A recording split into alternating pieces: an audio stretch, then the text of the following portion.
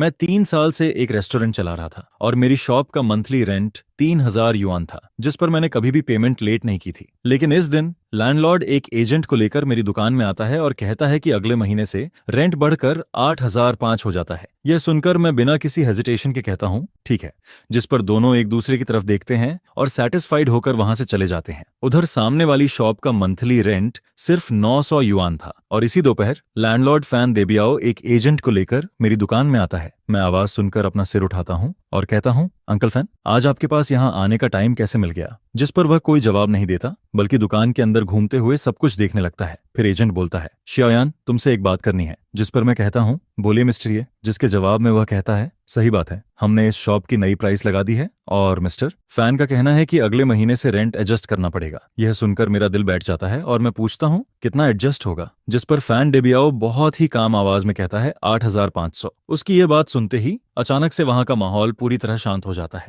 फिर मिस्टर ये कहता है, ये तो ऑलरेडी फ्रेंडशिप प्राइस है। इस सड़क पर लोगों का फ्लो देखो, 8,500 कोई ज्यादा नहीं है। अगर तुम एग्री नहीं करते तो हमें यह शॉप किसी और को रेंट पर देनी पड़ेगी और फिर इसका प्राइस इससे भी ज्यादा हो जाएगा। 3,000 से सीधा 8,500 मंथली रेंट हो जाता है। जबकि मेरा छोटा रेस्टोरेंट सुबह से रात तक चलता है और प्योर प्रॉफिट मुश्किल से महीने का 10,000 युआन होता है। जिस पर फैन डेबियाओ मेरी तरफ बिना किसी रिएक्शन के देखता रहता है। उसके होंठों पर हल्की सी स्माइल और गहरी हो जाती है, जैसे उसे सब कुछ पहले से पता हो। उसे ऐसा फील होता है कि मैं ये जगह छोड़ नहीं सकता और उसे पूरा भरोसा था कि मैं मान जाऊंगा। जिस पर मैं एक गहरी सांस लेता हूँ और कहता हूँ, ठीक है, मैं रेंट बढ़ा दूंगा। मेरी बात सुनकर फैन देबियाओ बहुत खुश हो जाता है। फिर शियाओयान भी स्माइल करने लगता है और कहता है, मुझे पता था तुम एक स्मार्ट बच्चा हो। फिर वह कहता है, तो कल कॉन्ट्रैक्ट साइन कर लेते हैं। जिस पर मिस्टर ये भी कहता है, तुम्हारी बिजनेस सेंस बहुत अच्छी है, तुम्हारा काम आगे और भी अच्छा चलेगा। फिर वह कहता है, अच्छा, अब हम तुम्हें पैसा कमाने से डिस्टर्ब नहीं करते, मेहनत से काम करो, मुझे तुम पर पूरा भरोसा है। इसके बाद दोनों सेटिस्फाइड होकर वहां से चले जाते हैं और मैं वहीं खड़ा होकर उनकी सीढ़ियों से नीचे जाती हुई फुटस्टेप्स सुनता रहता हूँ, जिस पर मैं खुद को हंसने से रोक नहीं पाता। फिर जब उनकी आवाज पूरी तरह गायब हो जाती है, तब मैं अपना फोन निकालता हूँ और एक कॉल करता हूँ। हेलो, शाओगू बोल रहे हो? मैं मार्विन बोल रहा हूँ। जिस पर दूसरी तरफ से आवाज आती है, ब्रदर ये क्या हुआ? फिर मैं कहता हूँ, तुमसे एक बात पूछनी है। मेरी दुकान के सामने वाली जो शॉप पिछले 6 महीने से खाली पड़ी है, क्या वो अभी भी अवेलेबल है? जिसके जवाब में शाओगू कहता है, हाँ, वो तो रोज लटकी रहती है। उसका लैंडलॉर्ड तो लगभग परेशान हो चुका है। क्यों ब्रदर, तुम्हारे दिमाग में कोई आइडिया आया है क्या? फिर मैं पूछता हूँ, उसका मंथली रेंट कितना है? जिस पर वह कहता है, पहले तो 1,500 था, लेकिन अब लैंडलॉर्ड कह रहा है कि अगर कोई 900 भी दे दे तो वह तुरंत शॉप दे देगा, क्योंकि वह विदेश जा रहा है और उसे जल्दी में यह दुकान ट्रांसफर करनी है। यह सुनकर मैं तुरंत कहता हूँ, 900 तो 900, और अगर वह नया रेंट होने पर लॉन्ग टर्म कॉन्ट्रैक्ट साइन कर सकता है तो उसे बोलो कि मैं यह जगह 1,000 में 5 साल के लिए रेंट पर लेता हूँ। अभी के अभी साइन करवाओ। मेरी बात सुनकर शाओगुजा हैरान हो जाता है और कहता है, ब्रदर ये अभी आप उधर वाली शॉप नहीं रखोगे क्या? जिस पर मैं कहता हूँ, नहीं, अब नहीं। तुम कॉन्ट्रैक्ट लेकर लैंडलॉर्ड को शॉप के बाहर बुलाओ, मैं अभी पहुंचता हूँ। इसके बाद मैं फोन रखता हूँ और तुरंत दूसरा नंबर डायल करता हूँ। हेलो, क्या यह शनफा मूविंग कंपनी है? मुझे अभी के अभी शिफ्टिंग करनी है, एक्स्ट्रा पैसे चाहिए तो मैं दूंगा। एड्रेस है हुईमिन रोड नंबर 13। हो सकता है पूरी रात सामान शिफ्ट करना पड़े, लेकिन पैसे की कोई प्रॉब्लम नहीं है। जिस पर सामने वाला तुरंत तैयार हो जाता है। फिर फोन रखने के कुछ ही देर बाद एजेंट शाओ गोसिशिल और सामने वाली शॉप का लैंडलॉर्ड वहां पहुंच जाते हैं। मैं भी उसी समय वहां पहुंचता हूं। सामने वाली शॉप का लैंडलॉर्ड करीब 50 साल का आदमी था। वह मुझे देखकर पूछता है, तुम ये जगह रेंट पर लेना चाहते हो? जिस पर मैं कहता हूँ, हाँ, मैं ही रेंट पर लेना चाहता हूँ। फिर शाओ गुज भी उसके पास खड़ा होकर कहता है, ब्रदर लियू यही हैं ब्रदर ये, जिनके बारे में मैंने आपको बताया था। ये सामने रेस्टोरेंट चलाते हैं, इनका बिजनेस बहुत अच्छा चलता है, बिल्कुल भरोसेमंद इंसान है। इसके बाद ब्रदर लियू शॉप का दरवाजा खोलता है। अंदर पूरा खाली पड़ा होता है। यह मेरी शॉप से थोड़ा बड़ा था और इसका लेआउट भी ज्यादा स्क्वायर था। साथ ही यहाँ पानी और बिजली भी पहले से लगी हुई थी। जिस पर ब्रदर लियू थोड़ा शर्माते हुए कहता है, ये जगह काफी समय से खाली पड़ी है। फिर मैं कहता हूँ, ठीक है, 901 महीने और कॉन्ट्रैक्ट 5 साल का, सही है? जिस पर वह कहता है, हाँ बिल्कुल। फिर मैं आगे कहता हूँ, अगर आप सच में 1 महीने का डिपॉजिट और 3 महीने का रेंट एडवांस चाहते हैं तो मैं 1 महीने की जगह 12 महीने एडवांस दे देता हूँ। मेरी ये बात सुनकर ब्रदर लियू और गुड दोनों शॉक्ड रह जाते हैं। फिर मैं कहता हूँ, मैं हर महीने रेंट देने की टेंशन नहीं लेना चाहता। कॉन्ट्रैक्ट लाए हो ना? अगर सब सही है तो साइन करने के बाद मैं अभी पैसे ट्रांसफर कर देता हूँ। ये सुनकर ब्रदर लियू एक्साइटेड हो जाता है और तुरंत कॉन्ट्रैक्ट निकालता है। जिस पर शाओगू जल्दी से एक पेन लेकर आता है। फिर मैं कॉन्ट्रैक्ट हाथ में लेकर उसे एक एक लाइन ध्यान से पढ़ता हूँ। उसमें सब स्टैंडर्ड क्लॉज होते हैं। लीज पीरियड 5 साल की थी और रेंट भी फिक्स था, जिस पर मैं बिना किसी हेजिटेशन के आखिर में अपना नाम साइन कर देता हूँ। इसके बाद मैं उन्हीं दोनों के सामने ब्रदर लियो के अकाउंट में पैसे ट्रांसफर कर देता हूँ। फिर वह मुझे की देते हुए कहता है, बॉस अब से यह शॉप आपकी है। मैं वह की लेता हूँ और फिर बिना रुके वहां से वापस मुड़ जाता हूँ, जिस पर श्याओगु पीछे से भागकर आता है और कहता है, ब्रदर ये इतनी जल्दी किस बात की है? जिसके जवाब में मैं कहता हूँ, मुझे जल्दी है, मुझे तुरंत नई जगह स्टार्ट करनी है। फिर मैं वापस अपनी पुरानी दुकान की तरफ आता हूँ। वहां सड़क के किनारे एक बड़ा ट्रक खड़ा होता है और कुछ वर्कर्स वहां सिगरेट पीते हुए मेरा इंतजार कर रहे होते हैं। जैसे ही वे मुझे देखते हैं, उनमें से एक आगे आता है और कहता है, आप ही बॉस ये हैं? जिस पर मैं कहता हूँ, हाँ मैं ही हूँ, आप लोगों ने मेहनत की, उसका धन्यवाद। फिर वह कहता है, कोई बात नहीं, हम पैसे लेकर काम करते हैं। इसके बाद वह दुकान के अंदर झांक कर देखता है और कहता है, सारा सामान अंदर ही है ना? जिस पर मैं उन्हें अंदर लेकर जाता हूं और फिर दुकान का पूरा सामान शिफ्ट होना शुरू हो जाता है। पहली नजर में इसे ऐसा मत समझना कि कुछ नहीं है, बस पैसे सही जगह पहुंचने चाहिए। जिस पर मैंने कहा, ब्रदर्स शुरू हो जाओ। फिर वर्कर्स तुरंत काम में लग जाते हैं। एक ग्रुप सामान खोलने लगता है, एक ग्रुप पैकिंग करता है और एक ग्रुप सामान उठाकर बाहर ले जाने लगता है। इसी बीच मेरा क्लर्क श्याओलिन भी मेरे बुलाने पर वहां आ जाता है। जैसे ही वह अंदर आता है, वह शॉक्ड होकर कहता है, यह क्या कर रहे हो? क्या तुम्हें यहां से निकाल दिया गया? जिस पर मैं उसे मसालों का एक बॉक्स पकड़ाते हुए कहता हूँ, नहीं, हम बस एक बेटर जगह पर जा रहे हैं। यह सुनकर वह पूछता है, जगह बदल रहे हो? कहाँ जा रहे हो? जिसके जवाब में मैं सामने वाली तरफ इशारा करते हुए कहता हूँ, वहां। जिस पर वह हैरानी से कहता है, वहां जो जगह पिछले 6 महीने से खाली पड़ी है। मैंने सुना है वहां भूत है। यह सुनकर मैं कहता हूँ, बेकार की बातों पर ध्यान मत दो। लैंडलॉर्ड को जल्दी में शॉप रेंट पर देनी थी, इसलिए वह सस्ती मिल गई। इसके बाद श्याओलिन ज्यादा कुछ नहीं पूछता और तुरंत मेरे साथ सामान पैक करने में लग जाता है। फिर देखते ही देखते रात के 3 बज जाते हैं और दुकान आखिरकार पूरी तरह खाली हो जाती है। मैं वर्कर्स को डबल पैसे देता हूँ, जिस पर वे स्माइल करते हुए वहां से चले जाते हैं और सुबह होने तक नई दुकान का पूरा सामान सेट हो चुका होता है। सुबह 7:30 बजे मैं नूडल्स का एक बाउल बनाता हूँ और खिड़की के पास बैठकर धीरे धीरे खाने लगता हूँ। जिस पर मेरी नजर सामने वाली पुरानी दुकान पर जाती है। उसका शटर पूरी तरह बंद होता है, जैसे किसी का चेहरा उतर गया हो। नूडल्स खाने के बाद मैं येज रेस्टोरेंट वाला पुराना साइन साफ करता हूँ और उसे नई दुकान के बाहर टांग देता हूँ। इसके बाद मैं एक लाल पेपर निकालता हूँ और उसे दरवाजे पर चिपका देता हूँ, जिस पर लिखा होता है, नई दुकान खुल गई है, पूरे रेस्टोरेंट में 20% डिस्काउंट है। फिर सुबह का टाइम निकलने लगता है, लेकिन सामने वाली दुकान का शटर अब तक नहीं खुलता। कुछ देर बाद अचानक वहां से शटर उठने की आवाज आती है, जिस पर फैन डेबियाओ शटर ऊपर करता है और फिर अंदर देखते ही पूरी तरह स्टंड रह जाता है, क्योंकि अंदर कुछ भी नहीं होता। वह यकीन नहीं कर पाता और तुरंत दुकान के अंदर भागता है। फिर वह पूरा चक्कर लगाता है और दोबारा बाहर निकल आता है। इसके बाद वह अपना फोन निकालता है। ऐसा लगता है जैसे वह मुझे कॉल करना चाहता हो, लेकिन तभी वह सिर उठाकर सड़क के उस पार देखता है और उसकी नजर मुझ पर पड़ती है। मैं अपनी नई दुकान के बाहर खड़ा होता हूँ, हाथ में गर्म चाय का कप लिए हुए, और उसे बिल्कुल शांत होकर देख रहा होता हूँ। जिस पर उसकी नजर धीरे धीरे मेरे सिर के ऊपर लगे पुराने साइन पर जाती है और फिर दरवाजे पर लगे उस लाल पेपर पर टिक जाती है। यह देखकर उसका चेहरा वहीं का वहीं जम जाता है। इसी बीच मेरी नई दुकान का पहला कस्टमर आ जाता है। वह पास वाली कॉलोनी में रहने वाली आंटली होती है। वह हर सुबह मेरे यहाँ नूडल्स खाने आती है। आंटली मेरी नई दुकान को देखकर हैरान हो जाती है और कहती है, श्योये, तुम यहाँ शिफ्ट हो गए? जिस पर मैं स्माइल करते हुए कहता हूँ, हाँ आंटली, यहाँ जगह ज्यादा बड़ी है और आज 20% डिस्काउंट भी है, लेकिन आपके लिए वही पुराना रेट रहेगा। ये सुनकर आंटली कहती है, डिस्काउंट की क्या जरूरत है? तुम जहां भी जाओगे मैं वहीं आऊंगी। ये सब जरूर तुम्हारे उस ब्लैक हार्ट लैंडलॉर्ड की वजह से हुआ है। जिस पर मैं हल्का सा हंसते हुए कहता हूँ, पता नहीं, शायद वह अभी लाइफ के बारे में सोच रहा होगा। हमारी यह बात फैन डेबियाओ साफ सुन लेता है, जिस पर वह तुरंत सिर घुमाता है और मुझे ऐसे घूरने लगता है जैसे अभी मुझ पर अटैक कर देगा, लेकिन मैं उसे इग्नोर कर देता हूँ और वापस दुकान के अंदर चला जाता हूँ। फिर मैं आंटली से कहता हूँ, आपका नूडल्स अभी आ जाता है? इसके बाद फैन डेबियाओ सड़क के उस पार करीब आधे घंटे तक खड़ा रहता है और तब तक मेरी दुकान में 3 टेबल भर चुके होते हैं। जिस पर एक पुराना कस्टमर कहता है, श्याओये, ये नई दुकान तो पुरानी वाली से भी अच्छी है। मैं सोच रहा था सामने वाली दुकान आज तक खुल क्यों नहीं रही। मैं तो डर गया था, मुझे लगा तुम कहीं भाग गए। फिर दूसरा कस्टमर कहता है, श्याओ ये जैसा खाना बनाता है वह कहीं भी जाकर चमक सकता है। इसके बाद सारे पुराने कस्टमर आपस में बातें करने लगते हैं। वे सब आस पड़ोस के लोग होते हैं जिन्होंने 3 साल से मेरा खाना खाया था और मेरे काम और मेरे नेचर को अच्छे से जानते थे। जिस पर वे सब फैन डेबियाओ की तरफ देखते हैं। उनकी आंखों में उसके लिए थोड़ा कॉन्टेम्प्ट और थोड़ा मजाक साफ दिखता है।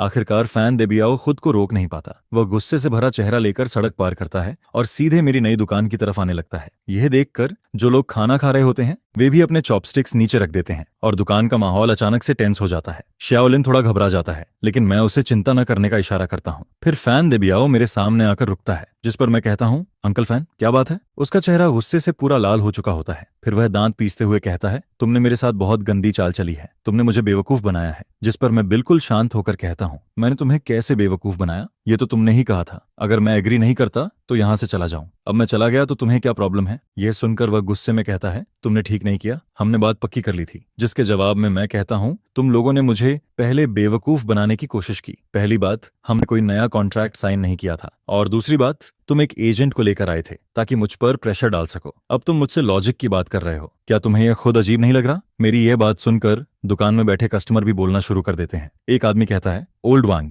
तुम्हारा ये काम बिल्कुल सही नहीं है। शियाओ तुम्हें हर महीने 3,000 देता था और तुमने एक बार में 8,000 मांग लिए। यह तो सीधा लूटना हुआ। फिर दूसरा आदमी कहता है, सही बात है, तुम्हारा चेहरा तो पहले ही अच्छा नहीं था, लेकिन अब तुम और भी बुरे लग रहे हो। तुम्हें बस ये देखकर जलन हो रही है कि एक जवान लड़का तुमसे ज्यादा अच्छा काम कर रहा है। और फिर वह आगे कहता है, अच्छा हुआ शियाओ के पास दूसरी जगह जाने का ऑप्शन था, नहीं तो तुम्हारे जैसे लोग उसे पूरा निचोड़ लेते। यह सुनकर फैन देबियाओ का चेहरा कभी लाल होता है, कभी सफेद। वह गुस्से में कुछ कहना चाहता है, लेकिन उसे समझ आ जाता है कि अब सब लोग उसके खिलाफ हैं। जिस पर वह मुझे घूरते हुए कहता है, ये चैन, तुम रुक जाओ। क्या तुम्हें लगता है कि यह बात यहीं खत्म हो जाएगी? इस सड़क पर मैं तुम्हें बिजनेस नहीं करने दूंगा। जिसके जवाब में मैं कहता हूँ, ठीक है, मैं इंतजार करूंगा, लेकिन अंकल फैन, एक बात याद रखना, अब यह लॉ वाला सोसाइटी है। अगर तुमने कोई भी गलत काम किया तो मैं किसी भी समय पुलिस को कॉल कर सकता हूँ। इसके बाद मैं कस्टमर्स की तरफ मुड़ता हूँ और कहता हूँ, सॉरी एवरीवन, आपकी मील में डिले हो गया, आज का खाना मेरी तरफ से है। मेरी यह बात सुनते ही पूरी दुकान में शोर मच जाता है। सब लोग जोर जोर से चीयर करने लगते हैं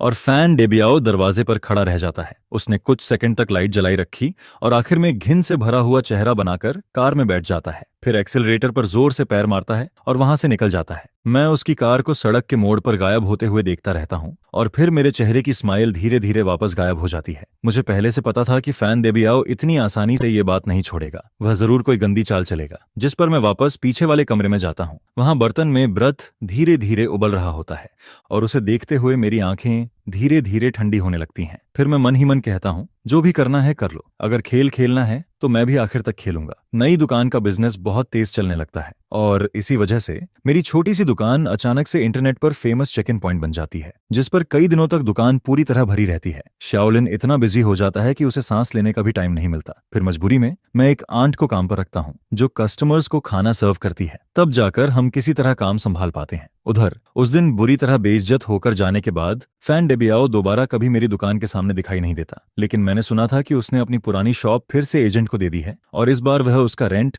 10,000 युआन मांग रहा है। जिस पर एजेंट भी हैरान हो जाता है, लेकिन फैन डेबियाओ को पूरा यकीन होता है कि अगर मेरा बिजनेस इतना अच्छा चल सकता है तो यह जगह भी इतनी ही कीमती है। उसे ऐसा फील होता है कि जल्दी ही कोई दूसरा आदमी आएगा और मेरी तरह वह भी उस दुकान को लेने के लिए तैयार हो जाएगा। लेकिन कई दिन बीत जाते हैं और उन दिनों में उसकी शॉप देखने तक कोई नहीं आता। वहां किसी एक इंसान की परछाई तक नहीं दिखती, जिस पर मुझे लगने लगता है कि वह इसी तरह बेवकूफ बना रहेगा। लेकिन तभी नई मुसीबत खुद चलकर मेरे पास आ जाती है। सबसे पहले शाओलिन दौड़कर मेरे पास आता है और घबराकर कहता है, ब्रदर ये आपने सुना? जिस पर मैं पूछता हूँ, क्या हुआ? फिर वह कहता है, बाहर लोग रूमर फैला रहे हैं कि हमारे रेस्टोरेंट का खाना साफ नहीं है। यह सुनकर मैं पूछता हूँ, किसने कहा? जिसके जवाब में शाओलिन कहता है, आज कई पुराने कस्टमर मुझसे पूछने आए थे। पास वाली ग्रोसरी शॉप वाला जो शेन हर जगह जाकर बोल रहा है कि हम सबसे सस्ता और घटिया मीट इस्तेमाल करते हैं, और फिर वह यह भी कह रहा है कि हम जो ऑयल इस्तेमाल करते हैं वह गटर से निकाला हुआ रिसाइकिल्ड ऑयल है। फिर शाओलिन गुस्से में कहता है, जोशन ऐसा अपने आप नहीं कर सकता। उसका फैन देबियाओ की वाइफ के साथ बहुत अच्छा रिलेशन है, दोनों साथ में महाजोंग खेलते हैं।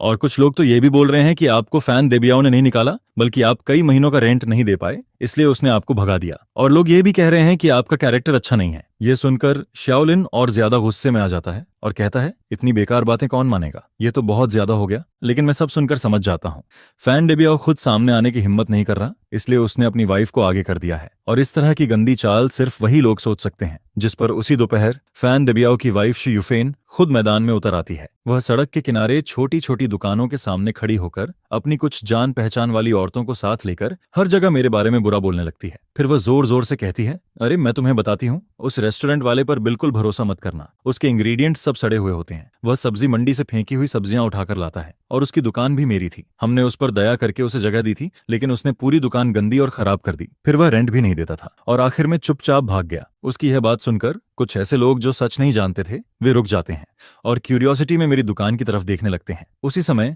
मेरी दुकान में भी कुछ कस्टमर खाना खा रहे होते हैं और यह सब सुनकर उनके चेहरे भी थोड़े खराब हो जाते हैं, जिस पर श्याओलिन का गुस्से से चेहरा सफेद पड़ जाता है। फिर वह एक झाड़ू उठाता है और बाहर भागने लगता है। वह गुस्से में कहता है, ब्रदर मैं अभी जाकर उससे लड़ता हूँ, लेकिन मैं उसे पकड़कर वापस खींच लेता हूँ और कहता हूँ, अगर तुम उससे लड़ोगे तो तुम सीधे उसके ट्रैप में फंस जाओगे। वह तो यही चाहता है कि हम उससे सड़क पर झगड़ा करें और बात को बड़ा बना दें ताकि हमारी रेपुटेशन खराब हो जाए। जिस पर श्याओलिन पूछता है, तो फिर क्या करें, क्या हम उसे ऐसे ही बोलने दें? मैं शांत होकर कहता हूँ, वह अभी जितना ज्यादा बोलेगी बाद में उतनी ही बुरी तरह गिरेगी। इसके बाद मैं अपना मोबाइल निकालता हूँ और शे युफेन की तरफ कैमरा करके वीडियो रिकॉर्ड करना शुरू कर देता हूँ। मैं पूरे 5 मिनट तक उसकी वीडियो रिकॉर्ड करता हूँ। उस वीडियो में शे युफेन जोर जोर से मेरे खिलाफ झूठी बातें बना रही होती है और उसके साथ खड़े कुछ दूसरे शॉप वाले भी उसकी बातों में और मसाला डाल रहे होते हैं। फिर मैं फोन वापस रखता हूँ और दुकान में बैठे कस्टमर्स की तरफ देखकर कहता हूँ, मुझे यकीन है कि मेरे पुराने कस्टमर जानते हैं कि बाहर जो बातें कही जा रही हैं वह सब झूठ है और नए लोगों को भरोसा दिलाने के लिए मैं कल एक इवेंट रख रहा हूँ। सासरा हूँ, कल दोपहर ठीक 12 बजे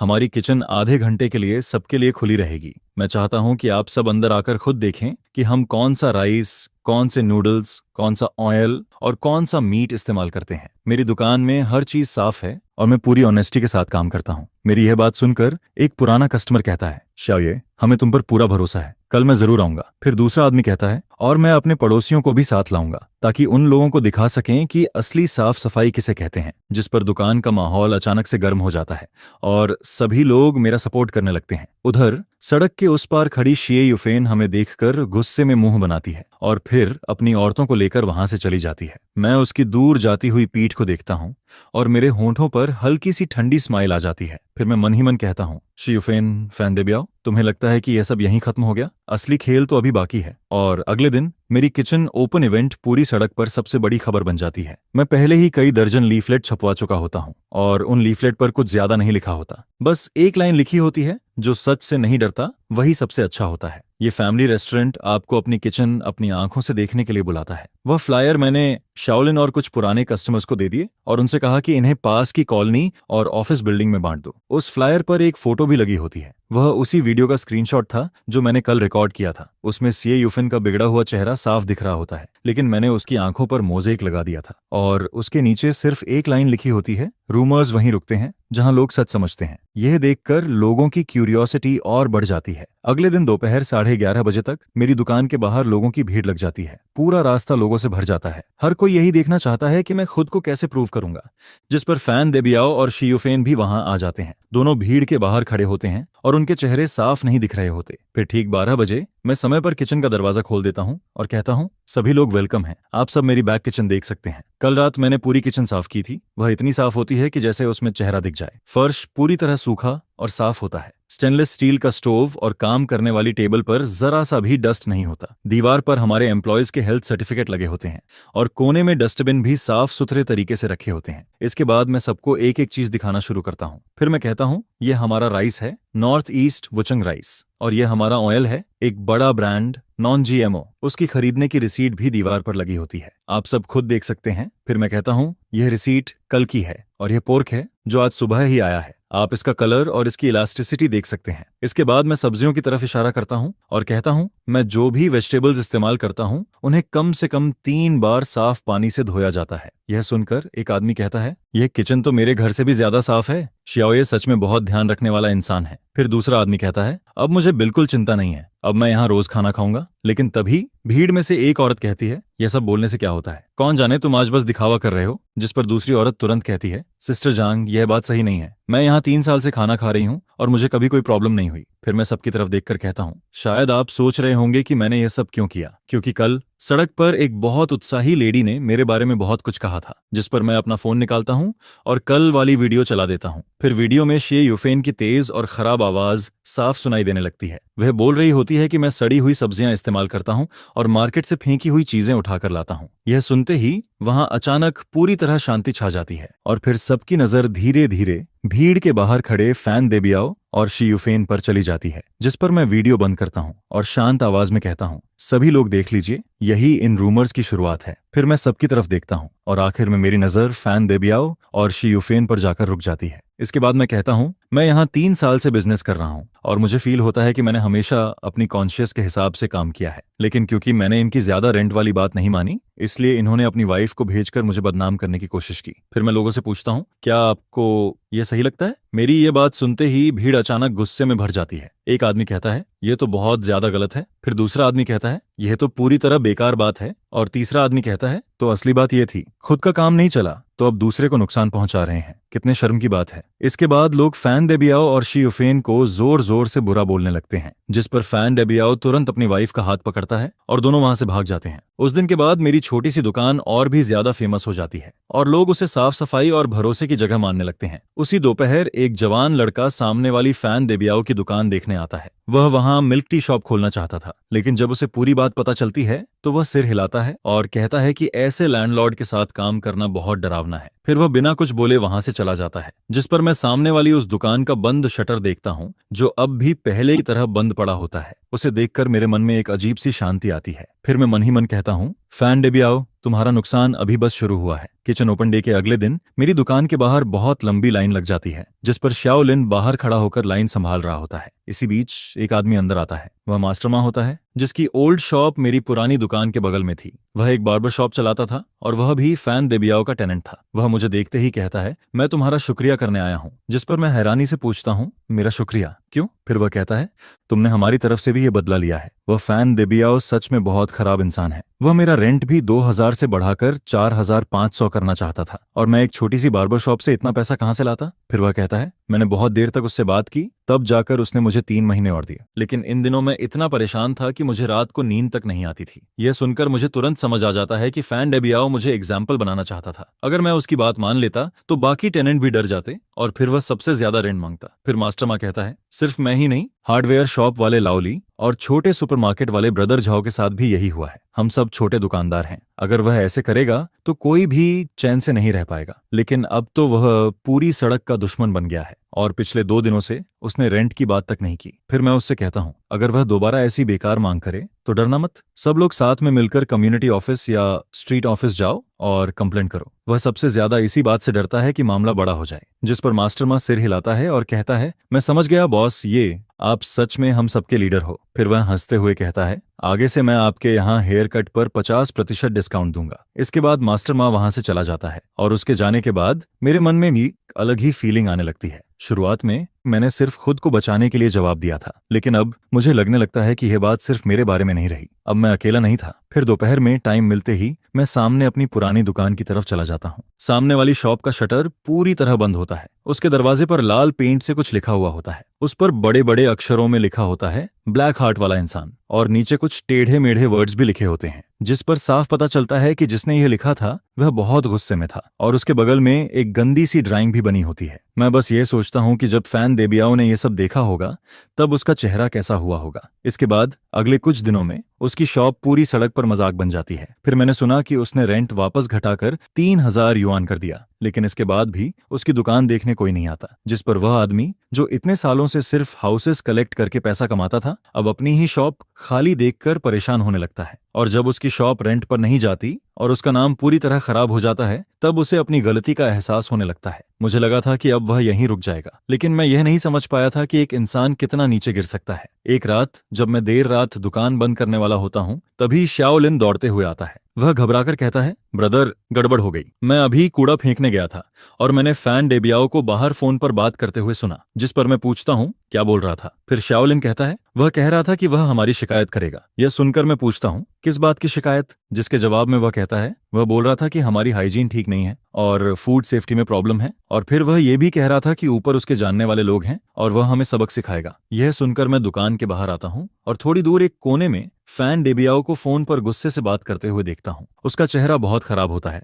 और वह लगातार किसी को डांट रहा होता है। फिर अगली सुबह सच में मुसीबत मेरे दरवाजे पर आ जाती है। सबसे पहले 3 लोग यूनिफॉर्म पहनकर मेरी दुकान में आते हैं। वे मार्केट सुपरविजन ब्यूरो के लोग होते हैं। फिर उनमें से एक कहता है, हम लोगों को शिकायत मिली है कि यहाँ फूड सेफ्टी में बड़ी प्रॉब्लम है, इसलिए हमें अचानक इंस्पेक्शन करनी है। ये सुनकर दुकान में बैठे कस्टमर भी खाना रोककर उनकी तरफ देखने लगते हैं, जिस पर मैं बिल्कुल शांत होकर कहता हूँ, जरूर आप चेक कीजिए, हम पूरा कोऑपरेशन करेंगे। फिर शाओलिन हमारे सभी वर्कर के हेल्थ सर्टिफिकेट निकालकर उन्हें दे देता है और मैं उन्हें किचन और स्टोर रूम की तरफ लेकर जाता हूँ। इसके बाद वे लोग बहुत ध्यान से चेक करना शुरू करते हैं। वे इतने ध्यान से सब कुछ देखते हैं जैसे छोटी से छोटी कमी ढूंढना चाहते हो। एक आदमी टॉर्च लेकर स्टोव और कोनों की दरार तक चेक करता है। दूसरा आदमी रेफ्रिजरेटर खोलकर टेम्परेचर मेजर करता है और फ्रीजिंग और कूलिंग दोनों देखता है। तीसरा आदमी मेरी खरीदारी की लिस्ट और हर इंग्रेडिएंट की एक्सपायरी डेट ध्यान से देखने लगता है। लेकिन क्योंकि किचन ओपन डे के बाद से मैं अपनी किचन को और भी ज्यादा साफ रख रहा था, इसलिए वहां कोई कमी मिलती ही नहीं। जिस पर काफी देर बाद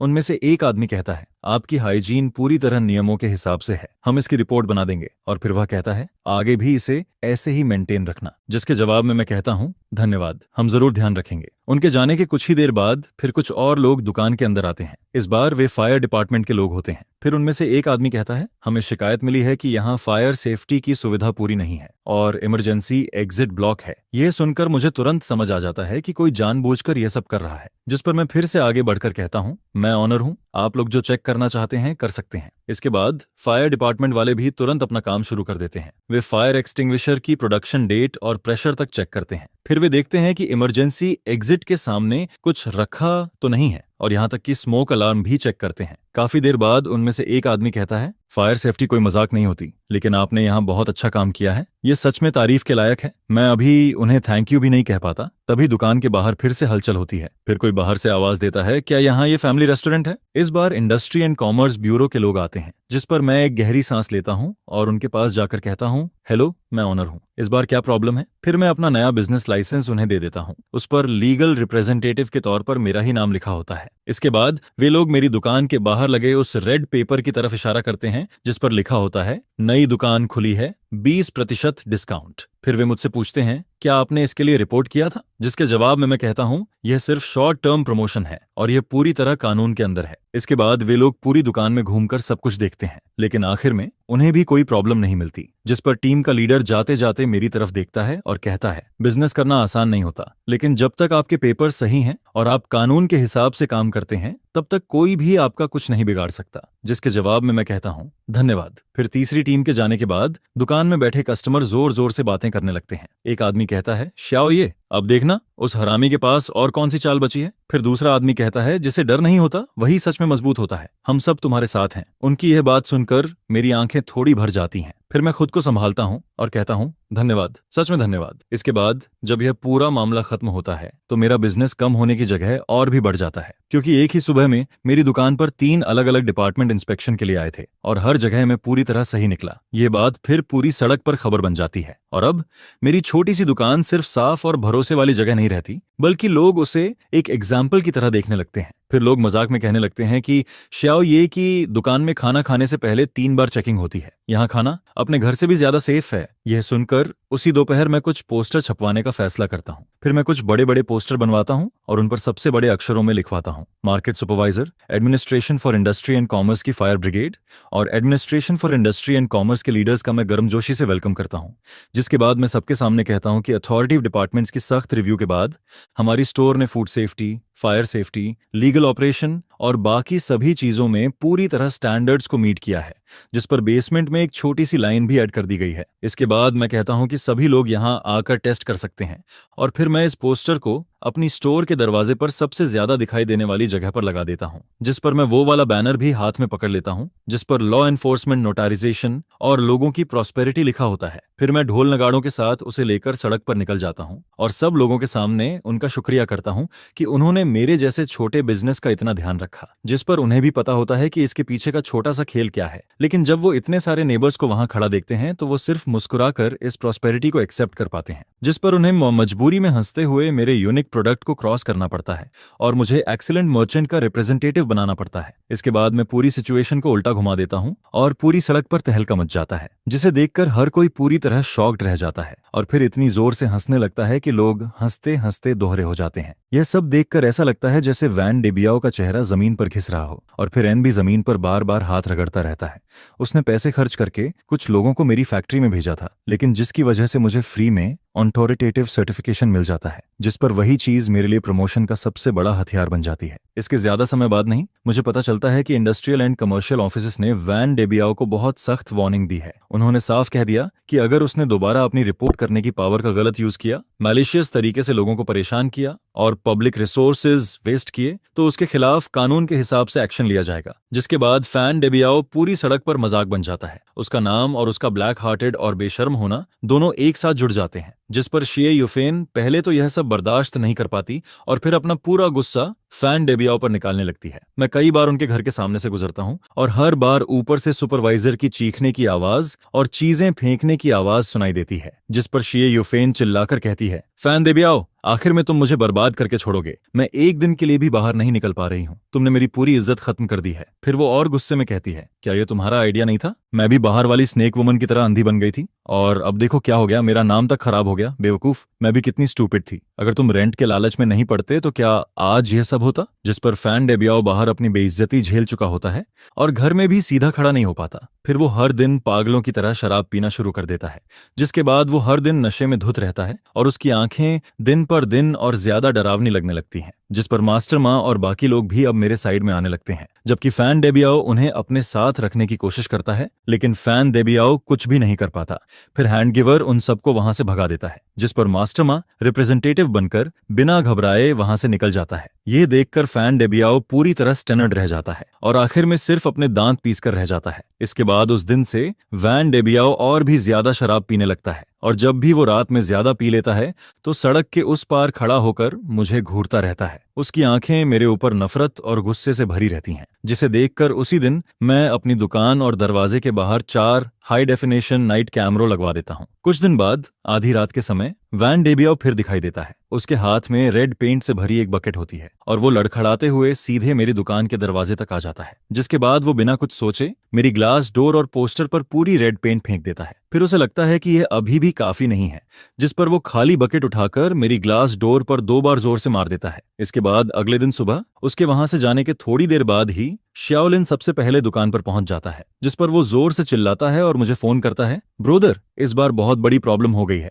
यह सुनकर मैं तुरंत भागता हुआ वहां पहुंचता हूं और शाओलिन को गुस्से से कांपते हुए देखता हूं। फिर वो कहता है, ये जरूर फैन डेबियाओ उस बस्टर्ड का काम है, वो हद से ज्यादा बलिंग कर रहा है, हमें तुरंत पुलिस को कॉल करना चाहिए। जिस पर मैं कहता हूं, अभी टेंशन मत लो, तुम कुछ आंटिस्ट को बुलाकर यह जगह साफ करवाओ, थोड़ा ज्यादा पैसा लग जाए तो भी कोई बात नहीं, लेकिन दुकान खुलने से पहले सब कुछ पहले जैसा दिखना चाहिए। जिस पर शाओलिन पूछता है, ब्रोदर, क्या इस बार भी इसे ऐसे ही छोड़ देंगे? फिर मैं उसकी तरफ देखकर कहता हूं, कैसे पॉसिबल है? तुम पहले बाऊजी जाओ, बाकी सब मुझ पर छोड़ दो। ये कहने के बाद मैं वापस दुकान में चला जाता हूं और पिछली रात की सर्विलांस वीडियो निकालता हूं, जिसमें साफ दिखाई देता है कि उसने पेंट फेंका, दरवाजा तोड़ा और फिर गुस्से वाले चेहरे के साथ वहां से भाग गया। पूरा प्रोसेस हाई प्रिसीजन कैमरा में बहुत साफ रिकॉर्ड हो जाता है। खासकर जब वो पेंट फेंकने के बाद ऊपर देखता है तो उसका पूरा चेहरा सामने आ जाता है, जिस पर मैं मन ही मन कहता हूं, फैन डेबियाओ, मैं इस मौके का बहुत लंबे समय से इंतजार कर रहा था और इस बार मैं तुम्हें पलटने का एक भी मौका नहीं दूंगा। फिर मैं सर्विलांस वीडियो का सबसे खतरनाक हिस्सा काट लेता हूं और उसके सामने से रिकॉर्ड हुए उस मोमेंट की फोटो निकाल लेता हूं। इसके बाद मैं गाड़ी लेकर सीधे टाउन के फोटो स्टूडियो पहुंच जाता हूं। मैं वहां पहुंचकर बॉस से कहता हूं, बॉस, मेरी मदद करो, इस फोटो को 24 इंच साइज में प्रिंट कर दो। जिस पर वो स्क्रीनशॉट देखकर कुछ पल के लिए रुक जाता है और फिर कहता है, अरे ये तो ह्यूमिंग रोड वाला फैन डेबियाओ है ना? जिसके जवाब में मैं कहता हूं, हाँ वही है। इसके आधे घंटे बाद मैं वो फोटो लेकर वापस अपनी रेस्टोरेंट में लौट आता हूं। उस समय क्लीनिंग एंट्स दरवाजे के बाहर की पेंट लगभग साफ कर चुकी होती हैं और आखिरी सफाई कर रही होती हैं, जिस पर मैं उनकी तरफ ध्यान भी नहीं देता। फिर मैं सड़क पार करके वैंडरबिल्ट की खाली दुकान के सामने पहुंच जाता हूं, जिसके बाद मैं सुपर ग्लू निकालता हूं और उस बड़ी फोटो को उसकी रोलिंग डोर के ठीक बीच में चिपका देता हूँ और फिर उस फोटो के नीचे बड़े बड़े अक्षरों में लिख देता हूँ, कल रात 2 बजे अटैच्ड रेस्टोरेंट को जानबूझकर नुकसान पहुंचाने वाले आदमी की तलाश है। मैंने नीचे ये भी लिख दिया कि जो कोई भी उसके क्राइम का मोटिव और उसके अगले प्लान के बारे में जानकारी देगा उसे 5,000 युआन कैश रिवॉर्ड मिलेगा। जिस पर वहां से गुजर रहे कुछ नेबर्स ये देखकर जोर से चिल्लाने लगते हैं, अरे भगवान, ये तो वैन डेबियाओ नहीं है क्या? फिर कोई कहता है,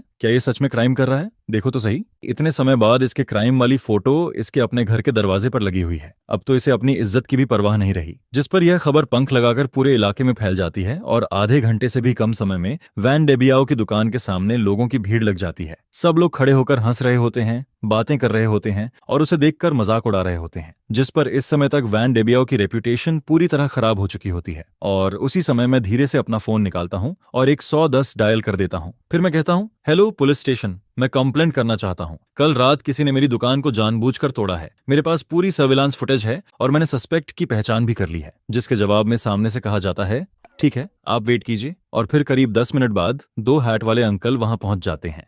जिस पर मैं पूरी वीडियो वाला यूएसबी ड्राइव उनमें से एक अंकल को दे देता हूं और कहता हूं, यही प्रूफ है। फिर मैं उन्हें बस बताता हूं, सस्पेक्ट सामने वाली बिल्डिंग में रहता है, तीसरी मंजिल पर, रूम 302 में। ये सुनकर दोनों अंकल सैकड़ों नेबर्स की नजरों के सामने सीधे उस बिल्डिंग में चले जाते हैं जहां वैन डेबियाओ रहता है। और ज्यादा देर नहीं लगती, फिर थोड़ी देर बाद वो वैन डेबियाओ को पकड़कर बाहर ले आते हैं। जिस पर वैन डेबियाओ अपनी वही बदसूरत शक्ल को, जो 1000 गुना बड़ी करके उसकी दुकान के दरवाजे पर चिपकाई गई होती है और जिसे देखकर हर कोई उसका मजाक उड़ा रहा होता है, देखते ही पूरी तरह टूट जाता है। उसकी आखिरी हिम्मत भी खत्म हो जाती है और उसके पैर तक कांपने लगते हैं। जबकि मैं अपनी दुकान के सामने खड़ा होकर यह सब ठंडे चेहरे से देखता रहता हूँ। लगभग 1 महीने से चल रही यह लड़ाई आखिरकार यहीं खत्म हो जाती है। इसके बाद जब वैन डेबियाओ को वहां से ले जाया जाता है तो पूरा माहौल अचानक शांत हो जाता है। पुलिस की गाड़ी की फ्लैशिंग लाइट्स सड़क के मोड़ पर गायब हो जाती हैं और वहां खड़े लोग भी धीरे धीरे वापस जाने लगते हैं। लेकिन हवा में अभी भी उसी गुस्से और डिस्कशन का माहौल बना रहता है, जिस पर अगले कुछ दिनों तक वैन डेबियाओ पूरे इलाके में लोगों के बीच सबसे बड़ा टॉपिक बना रहता है। जबकि मैं शांति से शाओलिन से कहता हूँ, गेस्ट्स आने वाले हैं,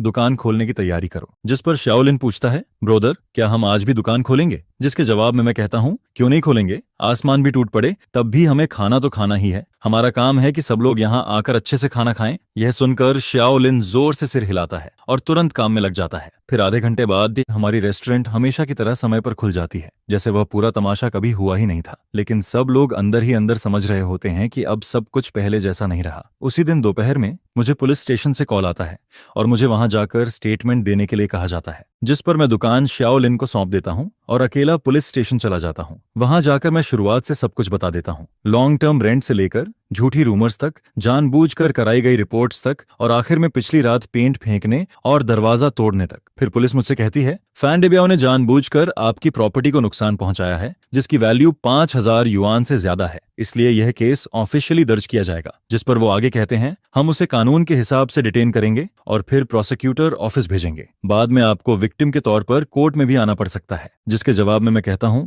मैं पूरा कोऑपरेट करूंगा। और फिर पुलिस स्टेशन से बाहर निकलने के बाद मैं गहरी सांस लेता हूं, जिस पर मुझे लगता है कि पिछले कई दिनों से मेरे सीने में जमा सारा बोझ आखिरकार खत्म हो गया है। फिर करीब आधे घंटे बाद जैसे ही मैं अपनी दुकान के सामने पहुंचता हूं, वहां पहले से खड़े लोगों का एक ग्रुप मेरी तरफ दौड़कर आ जाता है। जिस पर सबसे पहले मास्टर माँ मेरा हाथ पकड़ लेता है और एक्साइटेड होकर कहता है, बॉस, ये हमने सब सुन लिया, आपने बहुत अच्छा किया। आपने हम सबके लिए और पूरी सड़क के लिए यह किया है। फिर शियाओयान भी कहता है, बॉस, ये आगे कभी भी कुछ हो बस एक बार बोल देना, हम लोग हमेशा आपके साथ खड़े रहेंगे। जिस पर मैं हल्का सा मुस्कुराता हूं और कहता हूं, सब लोग इतना सीरियस मत हो, मैंने बस वही किया जो मुझे करना चाहिए था। आगे से सब लोग आराम से और सेफली अपना बिजनेस करो, इससे बेहतर कुछ नहीं है। फिर मैं कहता हूं, अंदर चलो, आज मैं सबको ट्रीट देता हूं। यह सुनकर सब लोग मेरे साथ दुकान के अंदर चले जाते हैं और कुछ ही देर में वहां हंसी और बातों की आवाजें भर जाती हैं। फिर वैन डेबियाओ की डिटेंशन के तीसरे दिन शियुफेन मेरी दुकान पर आ जाती है। उसका चेहरा बहुत थका हुआ और कमजोर लग रहा होता है।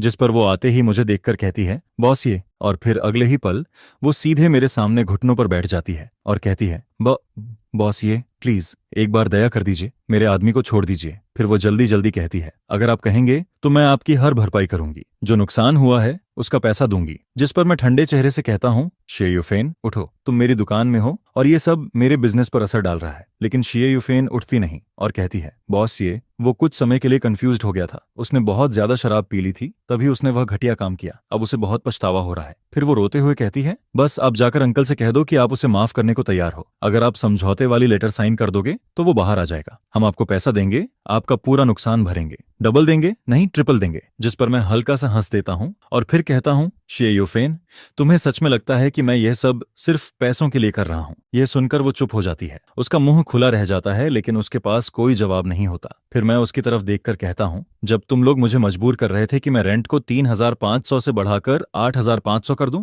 तब तुम्हें सिर्फ पैसों की पड़ी थी। जब तुम बाहर जाकर ये रूमर्स फैला रही थी कि मैं गटर ऑयल और सड़ी हुई सब्जियों का यूज करता हूँ, तब तुमने ये नहीं सोचा कि तुम मेरी रेपुटेशन खराब कर रही हो। और जब उसने मैलिसियस रिपोर्ट करके मेरी दुकान बंद करवाने की कोशिश की और मुझे बैंकरप्ट करने की कोशिश की, तब उसने एक बार भी नहीं सोचा कि मेरे लिए कोई रास्ता छोड़े। जिस पर अब वो मेरी दुकान पर आकर मेरा दरवाजा तोड़ देता है और तुम मुझसे कह रही हो कि वो बस कुछ समय के लिए कंफ्यूज्ड था। यह सुनकर शिए यूफेन का चेहरा और ज्यादा सफेद पड़ने लगता है। फिर मैं उसकी तरफ देखकर कहता हूँ, यह बात मेरी उसे माफ करने या ना करने की नहीं है, उसने कानून तोड़ा है और जो उसे मिलना चाहिए वो कानून की सजा और सीख है, ना कि मेरी माफी। मेरी माफी की कोई वैल्यू नहीं है और ना ही उससे वो बच सकता है। यह सुनकर शिए यूफेन की आंखें अचानक बदल जाती हैं। फिर वो दांत भींचकर कहती है, तो क्या तुम हम सबको खत्म करना चाहते हो? मरविन तुम बहुत क्रूअल हो, तुम्हें इसका बदला मिलेगा। जिसके जवाब में मैं ठंडे चेहरे से कहता हूँ, मुझे नहीं पता मुझे बदला मिलेगा या नहीं, लेकिन मुझे इतना पता है कि उसका बदला उसके पास पहुंच चुका है। अब मेरी दुकान से बाहर निकल जाओ, नहीं तो मैं पुलिस को बुला दूंगा। इसके बाद एक रियल एस्टेट कंपनी का मैनेजर जो हमेशा मेरी दुकान पर आता रहता था, खुद मेरे पास आता है। फिर वो कहता है, बॉस ये क्या आपको इंटरेस्ट है कि आप अपनी रेस्टोरेंट हमारी नई प्रॉपर्टी में खोलें? हमने चेंगडोंग में एक नया कमर्शियल प्लाजा डेवलप किया है जो अगले साल ओपन होगा। आपकी कुकिंग स्किल और आपका कैरेक्टर दोनों हमें बहुत पसंद है। जिस पर वो आगे कहता है, हम आपको सबसे अच्छी जगह देना चाहते हैं और सबसे अच्छा रेंट भी आपके लिए रखा गया है। यह सुनकर मेरे सामने जैसे एक नया रास्ता खुल जाता है। एक नई ब्रांच खोलना, अपनी रेस्टोरेंट को एक ब्रांड बनाना और एक बिल्कुल नई दुनिया में कदम रखना, सब कुछ जैसे मुझे बुला रहा होता है। 1 महीने बाद वैन डेबियाओ को जानबूझकर प्रॉपर्टी डैमेज करने के जुर्म में गिल्टी ठहरा दिया जाता है और उसे 8 महीने की जेल की सजा मिल जाती है। जिसके बाद वैन डेबियाओ की दुकान और उसका घर बाहर से आए एक इन्वेस्टर खरीद लेते हैं और उसकी प्रॉपर्टी की प्राइस मार्केट प्राइस से लगभग 30% कम होती है। उसी समय उसकी पुरानी दुकान के बाहर स्कैफोल्डिंग लग चुकी होती है और अंदर वर्कर्स लगातार काम कर रहे होते हैं। हर तरफ हथौड़े और मशीनों की आवाज गूंज रही होती है। जिस रोलिंग डोर पर पहले पेंट फेंका गया था और जिस पर वो बड़ी फोटो लगी थी, उसे हटा दिया गया होता है और उसकी जगह अब एक नई ग्लास और वुडन वॉल लगाई जा रही होती है, जिस पर साफ दिखाई देता है कि वैन डेबियाओ का दौर अब खत्म हो चुका है। जबकि मेरी नजरें अब चेंगडोंग न्यू कमर्शियल प्लाजा की तरफ बढ़ चुकी होती हैं। उस प्रोजेक्ट की फाइल मेरे ड्रॉर में रखी होती है और इन दिनों मैं अपनी सिग्नेचर डिशेस को फिर से ऑर्गेनाइज करना शुरू कर देता हूँ। मैं कुकिंग प्रोसेस को स्टैंडर्ड बना रहा होता हूँ और फिर मैं एक ऑनलाइन बिजनेस मैनेजमेंट कोर्स में भी एडमिशन ले लेता हूँ, जिस पर शाओलिन मुझे देखकर हैरान हो जाता है और कहता है, ब्रोदर हम अभी इतना अच्छा कर रहे हैं, फिर भी आप इतना क्यों कर रहे हो? जिसके जवाब में मैं कहता हूँ, शाओलिन यह दुकान बस हमारी शुरुआत है, आगे हम इस शहर में दूसरी और तीसरी रेस्टोरेंट भी खोलेंगे। यह सुनते ही शाओलिन की आंखें चमकने लगती हैं। उसके चेहरे पर फ्यूचर को लेकर एक्साइटमेंट साफ दिखाई देने लगती है, क्योंकि चेंगडोंग न्यू कमर्शियल प्लाजा इस शहर के फ्यूचर डेवलपमेंट का सबसे बड़ा सिंबल है। यह एक नया बिजनेस एरिया है जिसे गवर्नमेंट सपोर्ट कर रही है। प्लान के हिसाब से वहां शॉपिंग, डाइनिंग, एंटरटेनमेंट और ऑफिस सब कुछ एक ही जगह होगा और उसका टारगेट इस शहर के सबसे यंग और सबसे ज्यादा पैसे खर्च करने वाले लोगों को अट्रैक्ट करना है। जिस पर स्क्वायर के सामने फर्स्ट फ्लोर पर जो जगह है जहां फाउंटेन बना हुआ है, वही पूरी कमर्शियल स्ट्रीट की सबसे बेस्ट लोकेशन मानी जा रही है। वहां सबसे ज्यादा लोग आने वाले हैं और उसके नीचे छोटे अक्षरों में रेंट प्लान भी लिखा होता है। पहले 2 साल तक बिल्कुल रेंट फ्री और तीसरे साल के बाद सिर्फ आधा रेंट। जिस पर मैनेजर चेन मुझसे कहता है, उन्हें सिर्फ आपकी कुकिंग नहीं पसंद आई, उन्हें आपकी रेप्यूटेशन भी पसंद आई है और उस पूरे हंगामे के दौरान आपने जो स्टबर्ननेस और स्मार्टनेस दिखाई थी, वही उन्हें सबसे ज्यादा पसंद आई। उन्हें आपके जैसे ऐसे मर्चेंट की जरूरत है जिसके पास अपनी स्टोरी हो और जिसके बारे में लोग बात करें, क्योंकि आपकी रेस्टोरेंट अब एक तरह से इस इलाके की पहचान बन चुकी है। लेकिन मेरे दिल में यह बात साफ होती है कि चाहे यह एक अपॉर्चुनिटी हो, लेकिन ह्यूमन रोड पर मैं नेबर्स की सपोर्ट और 3 साल में कमाए गए भरोसे के दम पर यहां तक पहुंचा हूं। अब एक नई जगह पर, नए बिजनेस एनवायरनमेंट में, जहां लोग ज्यादा पिकी होंगे और कंपटीशन भी बहुत ज्यादा होगा, वहां मुझे फिर से सब कुछ शुरू करना पड़ेगा। और सबसे बड़ा सवाल यह होता है कि मैं अपनी रेस्टोरेंट को कैसे कॉपी करूं, क्योंकि मेरी सबसे बड़ी ताकत यह है कि हर डिश का टेस्ट, हर मसाले का रेशियो मेरे दिमाग और मेरे हाथों में है। लेकिन अगर मुझे मुझे नई ब्रांच खोलनी है तो मुझे अपने हाथों की स्किल को एक ऐसे सिस्टम में बदलना पड़ेगा जिसे कोई भी सीख सके, कॉपी कर सके और उसी तरह फॉलो कर सके, जिस पर मैं हर डिश को डिटेल में लिखना शुरू कर देता हूँ। कितनी क्वांटिटी में इंग्रेडिएंट्स डालने हैं, सब्जी कितनी बड़ी काटनी है, किस ऑर्डर में कुकिंग करनी है, कितनी देर तक पकाना है और आखिर में सॉस का एक स्पून कब डालना है, सब कुछ। मैं हर चीज की एग्जैक्ट क्वांटिटी लिखता हूँ। कुछ चीजों को तौल कर रखा जाता है और कुछ डिशेस के लिए टाइमर तक यूज किया जाता है। यह देखकर शाओलिन हैरान होकर कहता है, ब्रोदर, क्या आप केमिस्ट्री एक्सपेरिमेंट कर रहे हो? जिसके जवाब में मैं हंसकर कहता हूँ, आज से तुम मेरे पहले स्टूडेंट हो। आगे चलकर मैं ये पुरानी दुकान तुम्हें सौंप दूंगा और तुम्हें इसी स्टैंडर्ड के हिसाब से बिल्कुल मेरे जैसा सेम टेस्ट बनाना सीखना होगा। यह सुनते ही शाओलिन की आंखों में एक अलग ही चमक आ जाती है। फिर वो उन पेजेस को हाथ में पकड़कर जोर से सिर हिला देता है।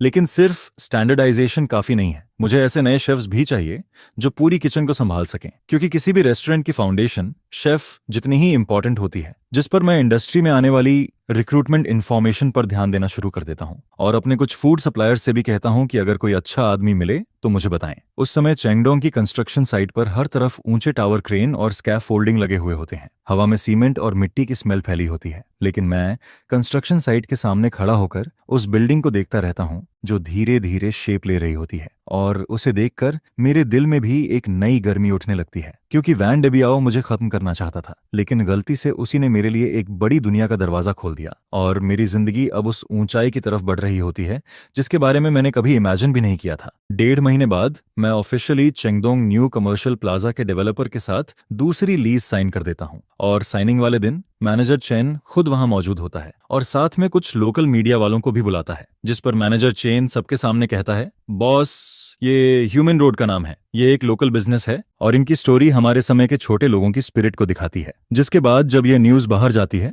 तो मैं एक बार फिर पूरे इलाके में लोगों के बीच चर्चा का टॉपिक बन जाता हूं। हर तरफ यही बात होने लगती है कि मेरा चेंगडोंग में ब्रांच खुलने वाला है, जिस पर कई नेबर्स कहते हैं, श्याओ ये तो सच में बहुत आगे निकल गया, अब तो वह चेंगडोंग में भी ब्रांच खोलने जा रहा है। फिर कोई और कहता है, सोना जहां भी जाता है चमकता जरूर है, लेकिन आगे अगर हमें तुम्हारा बनाया हुआ खाना खाना हुआ तो क्या हमें इतनी दूर जाना पड़ेगा? यह सुनकर मैं मुस्कुराता हूं और एक एक करके सबको समझाता हूं, अंकल आंटी आप लोग चिंता मत करो, यह पुरानी दुकान कभी बंद नहीं होगी, यह हमेशा हुइमिन रोड का हमारा बेस कैंप रहेगी और इसे मैं शाओलिन को सौंप दूंगा, बिल्कुल पहले जैसा। जिस पर शाओलिन का नाम आते ही मुझे याद आता है कि पिछले कुछ समय में उसने बहुत तेजी से प्रोग्रेस की है। उसने अपना लगभग पूरा फ्री टाइम किचन में बिताया है। एक सिंपल टोमेटो एग भी वो प्रोसेस के हिसाब से दर्जनों बार बनाता है जब तक उसका कलर और टेस्ट बिल्कुल मेरे जैसा ना हो जाए। जिस पर मैं उसका फोकस्ड चेहरा देखता हूं और मुझे लगता है जैसे मैं कुछ साल पहले खुद को देख रहा हूं जब मैंने पहली बार यह दुकान शुरू की थी। और फिर मैं फैसला कर लेता हूं कि जब नई दुकान खुल जाएगी और सब कुछ ठीक से चलने लगेगा तब मैं इस पुरानी दुकान का 30% हिस्सा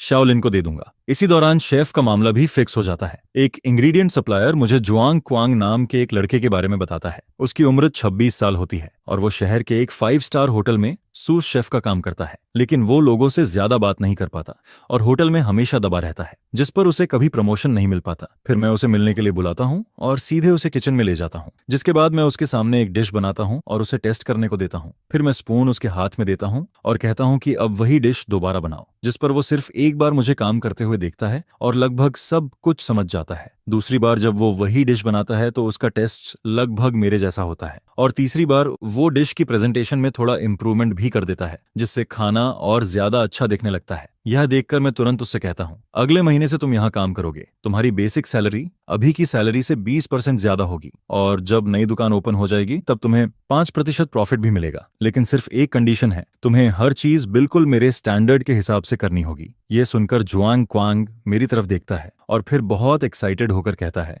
थैंक यू बॉस, ये आप चिंता मत करो, मैं आपको कभी डिसअपॉइंट नहीं करूंगा। जिस पर धीरे धीरे सब कुछ सही डायरेक्शन में जाने लगता है। टीम के मेन लोग अब तैयार हो चुके होते हैं, स्टैंडर्ड प्रोसेस भी तय हो चुका होता है और नई दुकान की डिजाइन ड्राइंग भी डेवलपर की तरफ से भेज दी जाती है। सभी काम प्रोफेशनल डिजाइनर कर रहे होते हैं और मैं लगातार फ्यूचर के लिए बिजी रहता हूँ। जब मैं इतना बिजी हो जाता हूँ कि मुझे दिन और रात का फर्क तक महसूस नहीं होता, उसी समय हुइमिन रोड की पुरानी बातें भी धीरे धीरे पीछे छूटने लगती हैं, जिस पर सामने वाले नए मालिक ने वैन डेबियाओ की पुरानी दुकानों को मिलाकर एक एक्सप्रेस होटल बना दिया होता है। उसका काम बहुत तेजी से चल रहा होता है। हर दिन स्कैफोल्डिंग कम होती जा रही होती है और उसके पीछे से नई ग्रे बिल्डिंग और बड़ी ग्लास विंडोजेस दिखाई देने लगती हैं, जिसे देखकर पूरा होटल काफी शानदार लगता है। कभी कभी मैं मास्टर माँ और उन पुराने टेनेंट्स को सड़क के किनारे खड़ा देखता हूँ जो पहले वैन देबियाओ की दुकान में रेंट पर रहते थे।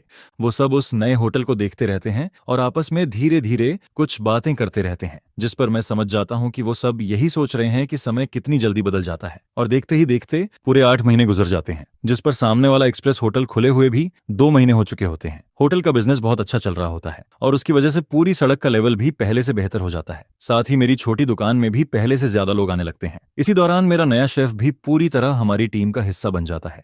वो न सिर्फ मेरे बनाए हुए स्टैंडर्ड प्रोसेस को पूरी तरह फॉलो करता है, बल्कि अपने 5 स्टार होटल के एक्सपीरियंस से किचन मैनेजमेंट को भी और बेहतर बना देता है, जिस पर हमारी काम करने की स्पीड पहले से काफी बढ़ जाती है। और शाओलिन भी अब वह पुराना लड़का नहीं रहता जो हर समय मुझे भाई कहकर पीछे पीछे घूमता था। अब वह खुद बहुत कॉन्फिडेंट हो चुका होता है। उसी समय चेंगडोंग न्यू कमर्शियल प्लाजा का कंस्ट्रक्शन भी आखिरी स्टेज में पहुंच जाता है और मेरी नई दुकान की डेकोरेशन भी तेजी से शुरू हो जाती है। साथ ही मैं येजिया रेस्टोरेंट का ट्रेडमार्क भी रजिस्टर करवा देता हूं और एक कैटरिंग कंपनी भी बना लेता हूं ताकि बिजनेस को और बड़ा किया जा सके। एक दिन मैं वॉल के साथ अगले सीजन के नए डिशेस के बारे में बात कर रहा होता हूं, तभी मेरी नजर अचानक एक ऐसे आदमी पर पड़ती है जो जाना पहचाना भी लगता है और अजनबी भी। वो वैन डेबियाओ होता है जो अब जेल से बाहर आ चुका होता है, जिस पर शाओलिन मेरी नजर का पीछा करता है और फिर धीरे से कहता है, ब्रोदर ये वो आदमी। लेकिन मैं उसकी बात बीच में ही रोक देता हूँ और कहता हूँ वो अब सिर्फ एक पुराना नेबर है, चलो आगे बात करते हैं। फिर मैं मेन्यू की तरफ देखकर कहता हूँ, मुझे लगता है इस क्रिस्पी टोफू में सॉस की मिठास थोड़ी और बढ़ानी चाहिए। और फिर नई दुकान के ओपनिंग वाले दिन चेंगडोंग कमर्शियल प्लाजा भी ऑफिशियली पहली बार खुलता है। पूरे स्क्वायर में रंग बिरंगे फ्लैग्स लगे होते हैं और हर तरफ इतनी भीड़ और हलचल होती है कि पूरा माहौल बहुत लाइवली लगने लगता है। स्टोर के एंट्रेंस से लेकर पूरे स्क्वायर के बीच तक रेड कारपेट बिछा हुआ होता है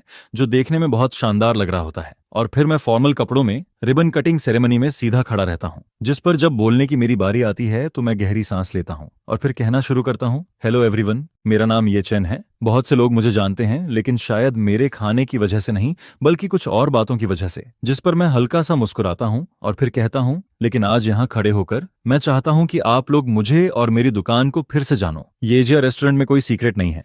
यहाँ सिर्फ 2 चीजें हैं, पहली कॉन्शियंस और दूसरी टेस्ट बेमारिगोस। हुइमिन रोड की उस छोटी सी दुकान से जहाँ सिर्फ 7 टेबल थे लेकर आज चेंगडोंग की इस नई दुकान तक, ये दोनों चीजें कभी नहीं बदलेंगी। Thank you. सुबह 10:18 पर रिबन कटिंग खत्म हो जाती है और नई दुकान का दरवाजा ऑफिशियली खुल जाता है, जिसके बाद कस्टमर्स एक के बाद एक अंदर आने लगते हैं। किचन के अंदर एक जैसे यूनिफॉर्म पहने हुए 8 शेफ्स अपने अपने काम में लगे रहते हैं। कोई काट रहा होता है, कोई इंग्रेडिएंट्स तैयार कर रहा होता है, कोई कुकिंग कर रहा होता है और कोई डिश सर्व कर रहा होता है, जिस पर पूरा किचन एक मशीन की तरह परफेक्टली काम कर रहा होता है। और जो स्टैंडर्ड प्रोसेस मैंने पहले बनाया था वही अब उनके हाथों का सबसे बड़ा हथियार बन चुका होता है, जिस पर कोई भी गलती नहीं होती। फिर आवाज आती है, A3 टेबल के लिए signature braced pork, B5 table के लिए क्रिस्पी टोफू और हैंड ऑन कैबेज। जिसके बाद किचन के अंदर सब कुछ बहुत शांति और तेजी से होता है और कुछ ही देर में गर्मा गर्म डिशेस कस्टमर्स की टेबल पर पहुंचने लगती हैं। फिर यूनिफॉर्म पहने वेटर मुझे एक टेबल से दूसरी टेबल तक लेकर जाते हैं और मैं पूरे हॉल में घूमते हुए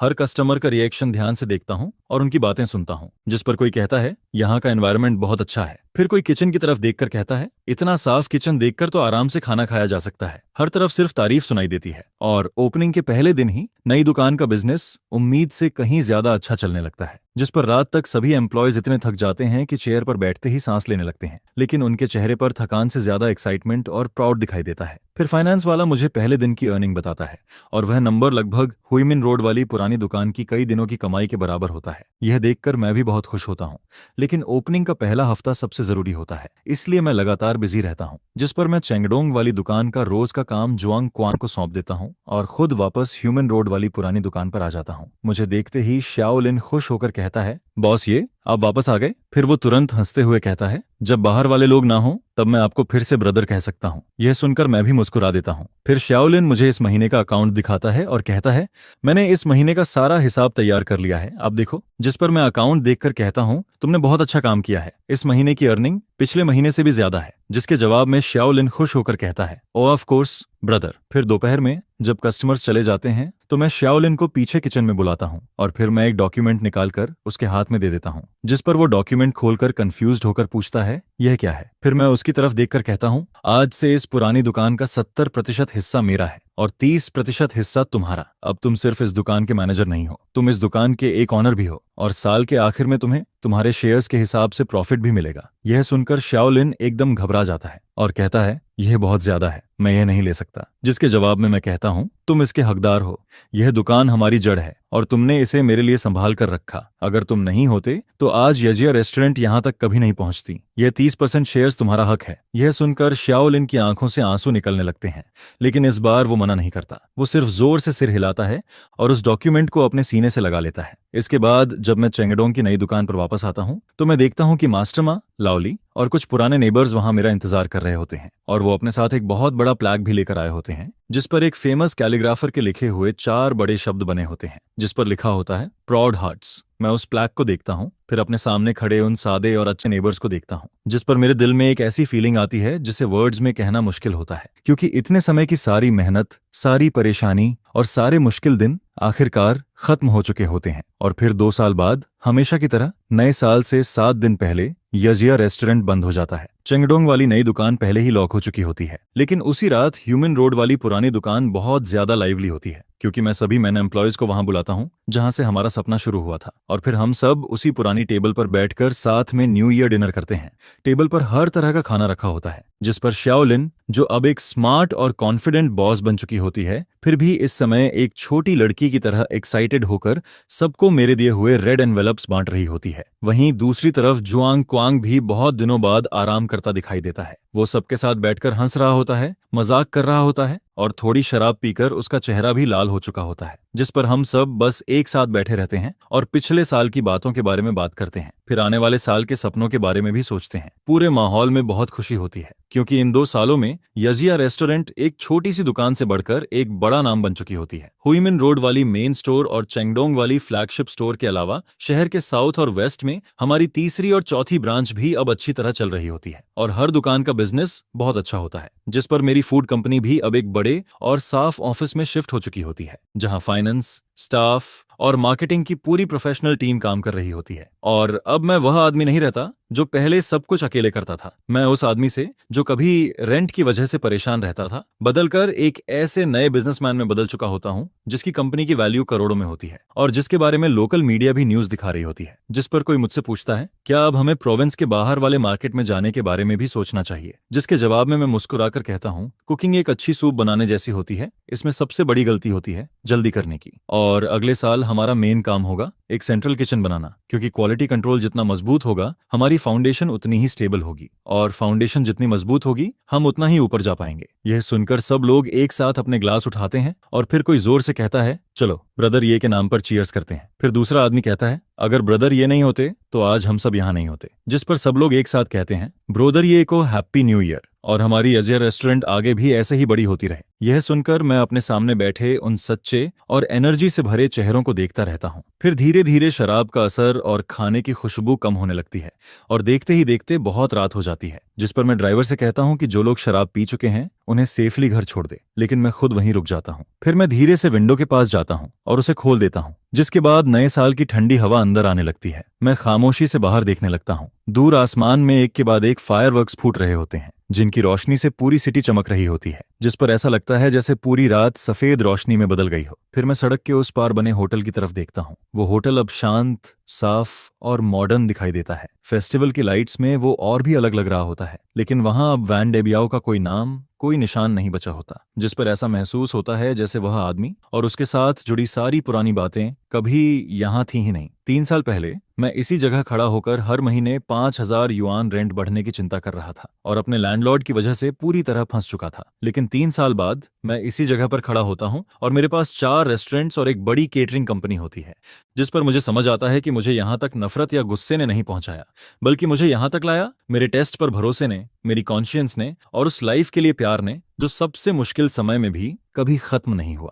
फिर मैं बाहर चमकते हुए फायरवर्क्स को देखता हूँ, जिस पर मेरे चेहरे पर धीरे धीरे एक मुस्कान आ जाती है, और मेरा दिल पूरी तरह शांति और खुशी से भर जाता है।